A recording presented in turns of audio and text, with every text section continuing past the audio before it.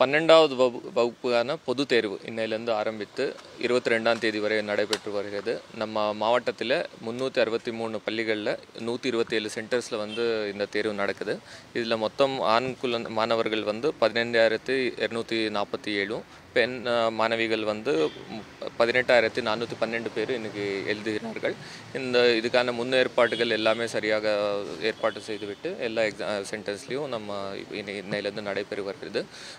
அமைச்சரும் நேற்று சொன்னார், இந்த மாணவர்கள் ஸ்ட்ரெஸ் எடுக்காமல் இப்போது ஆண்டு முழுவதும் அவங்க பண்ண ஒரு ஹார்ட் ஒர்க்குக்கு இது ஒரு ரிசல்ட்டாக இருக்கும். ஸோ ஸ்ட்ரெஸ் எடுக்காமல் காமாக இந்த எக்ஸாம்ஸ் நம்ம எதிர்கொள்ள சொன்னார்கள். அதே மெசேஜ் நாங்களும் கொடுக்குறோம்.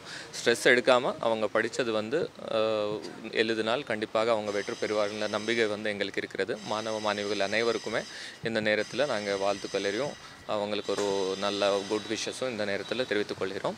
ஸ்பெஷல் அரேஞ்ச்மெண்ட்ஸ்னால் டிஃப்ரெண்ட்லி ஏபிளுக்கு ஒரு தனி அறை ஒதுக்கப்பட்டு அதில் ஸ்க்ரைப் அரேஞ்ச் பண்ணியிருக்கோம்.